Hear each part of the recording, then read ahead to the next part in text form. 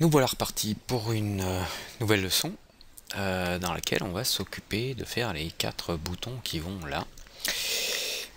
Si on regarde sur la photo, il est intéressant de voir que les boutons sont transparents et que la petite forme géométrique là qui définit le bouton, triangle, carré, cercle et la croix, sont au fond du bouton et on les voit en transparence.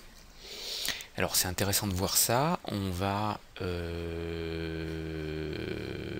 partir sur un cylindre, vous voyez, un petit cylindre qu'on va arrondir, qu'on va étirer vers le bas, et puis on s'occupera du fond pour mettre notre forme à l'intérieur. Allez, c'est parti, on va se mettre en vue de dessus. On va zoomer, je vais faire un petit F4. On va tracer ici dans Create, Geometry Standard Primitive, un cylindre. On va se mettre, où est-ce que c'est le plus pratique ici?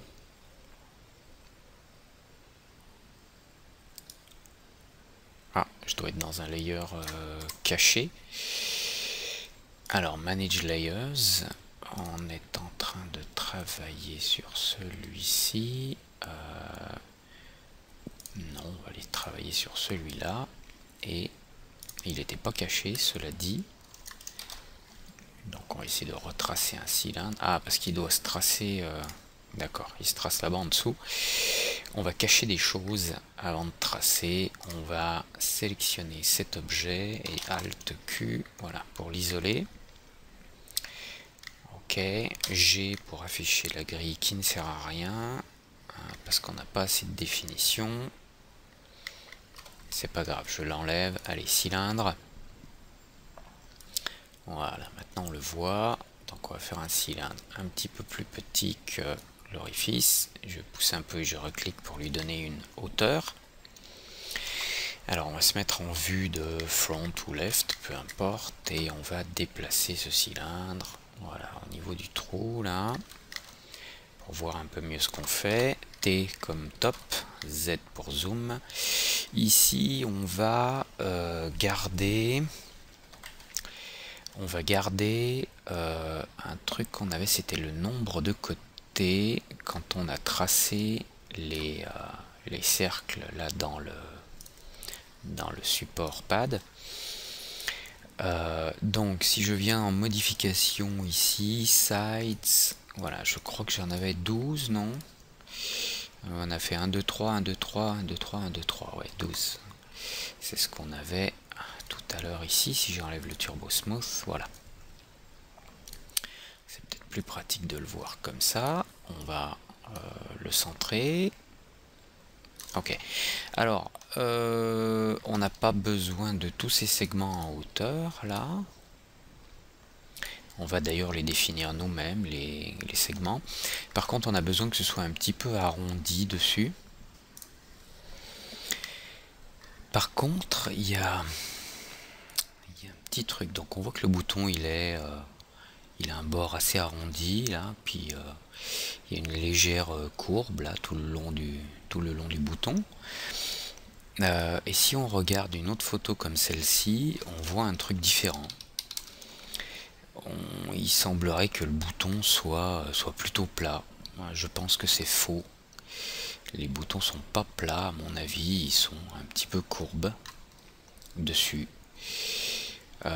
Voilà, c'était juste pour vous faire remarquer ça. Encore une fois, hein, sur les photos officielles, on a des différences un peu étranges. Allez, on va s'occuper de notre objet, la cylindre, clic droit, on va le convertir en poly. Et maintenant que cet objet est poli, je vais mettre une couleur un peu plus visible, peut-être, voilà. On va utiliser tout de suite le Swift Loop. Alors on peut passer par les Graphite Modeling Tools en mode Age.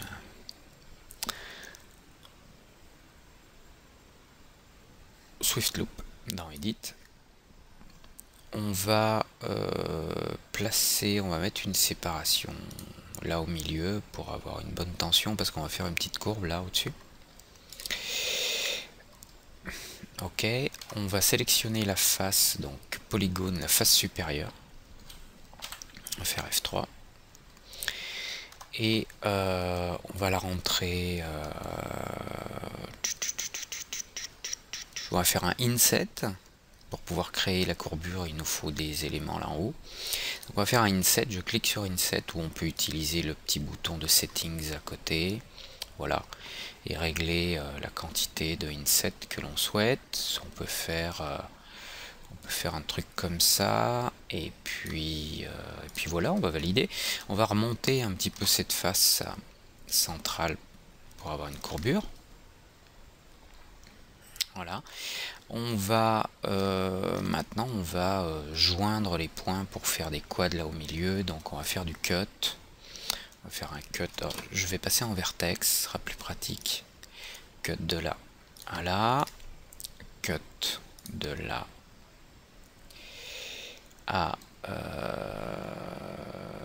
là. J'aurais peut-être même pas dû faire cette horizontale là, parce qu'en fait on n'a pas une division par 8, on a une division par 12. Donc on va faire un cut diagonal comme ça.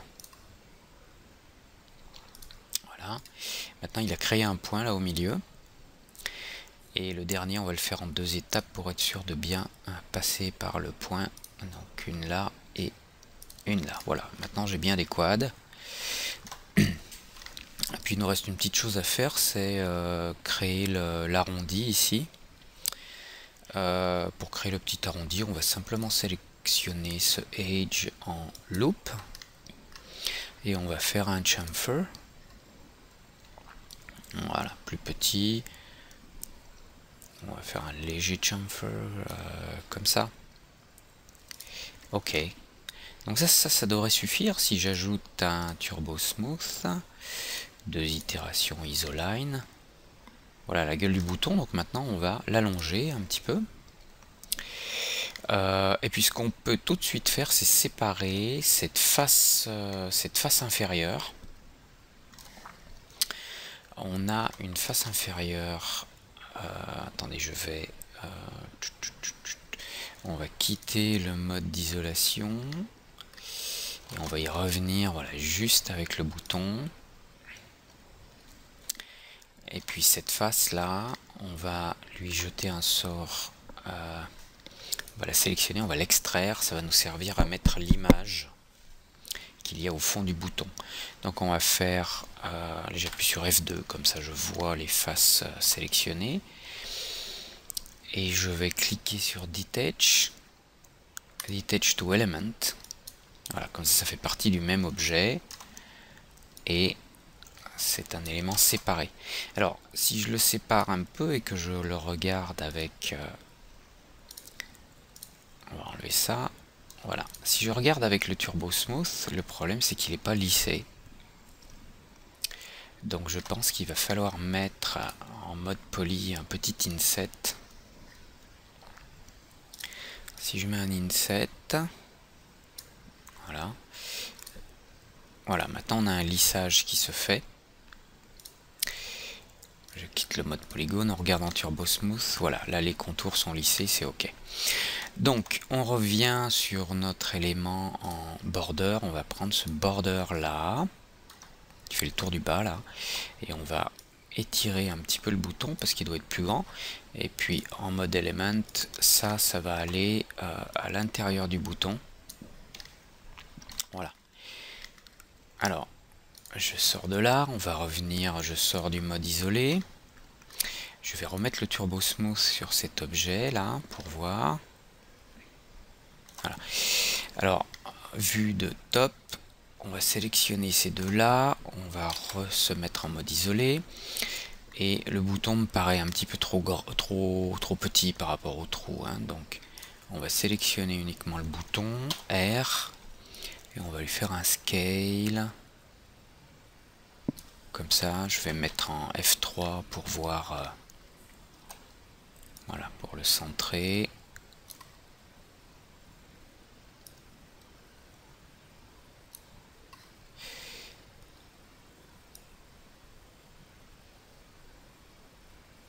Je vais juste le remonter d'un petit pixel.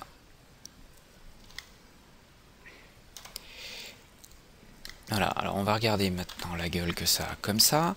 Donc je pense que le bouton est trop haut. Il dépasse pas tant.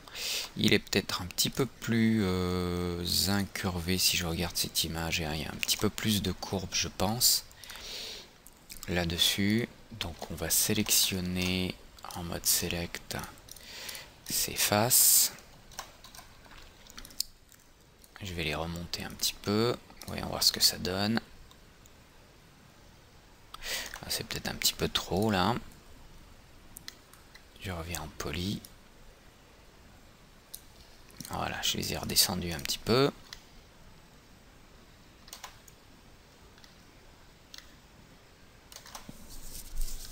Bon, ça devrait faire l'affaire.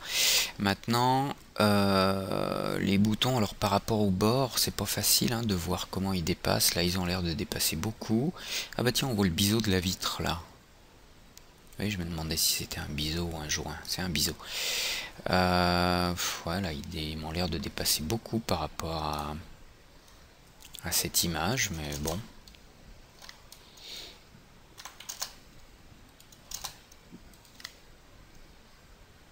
Donc si je me fie au bord ici,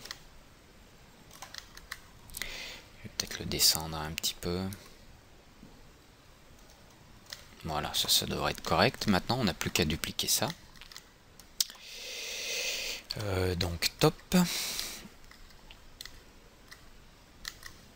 J'appuie sur Shift. Je déplace ce bouton jusqu'ici. Je fais une copie, ok. Donc F3 pour voir en filaire, pour le placer comme il faut verticalement. Ok, on va faire majuscule, Shift, j'en déplace une copie ici, et copie.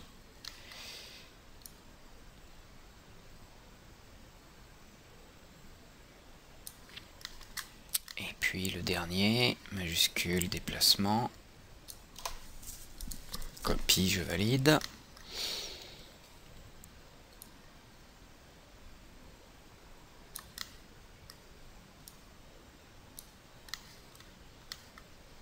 Voilà. Alors, qu'est-ce que ça nous donne? On quitte le mode isolé. F3. Je pense que les boutons doivent être... doivent ressortir un petit peu plus. On va les remonter.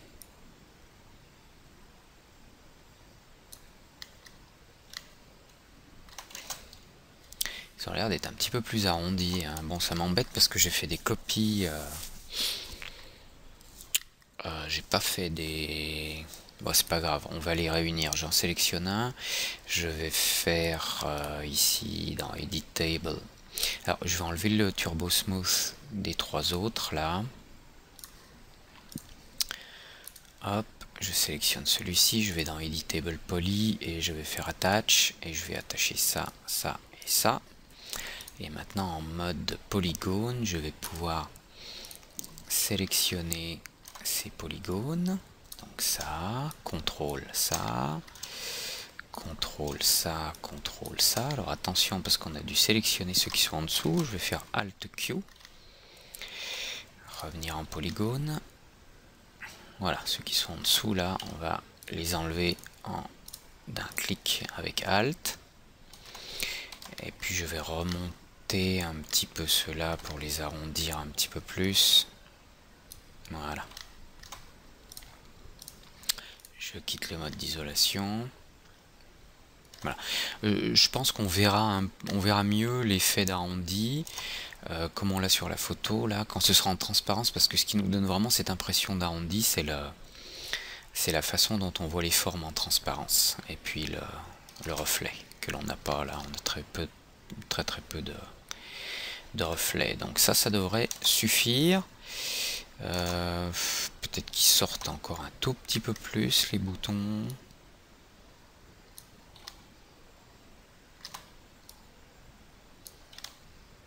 Voilà, ça devrait être pas mal comme ça. Ok, si besoin, on peut vertex, je veux mettre en mode isolé, Alt Q, en left par exemple, vertex, je vais sélectionner tous ces points, je vais les descendre un petit peu, voilà, ça on a un peu plus de profondeur sur les boutons, je quitte le mode isolé, F3, voilà, bon, mais je pense qu'on va s'en tenir là. Ça me paraît pas trop mal hein, par rapport à l'original.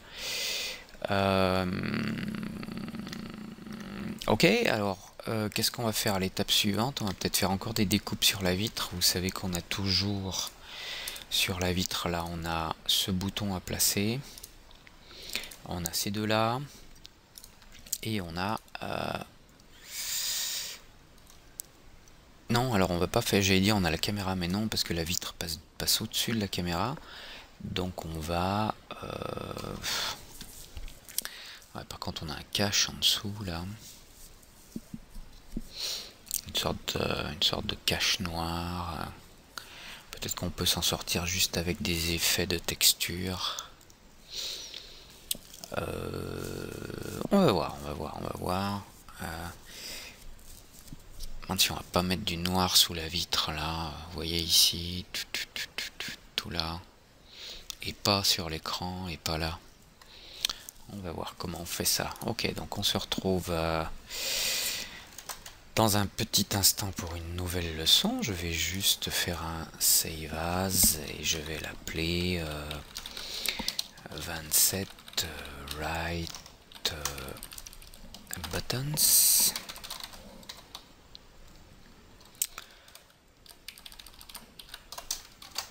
Save as. Voilà, allez, à tout de suite.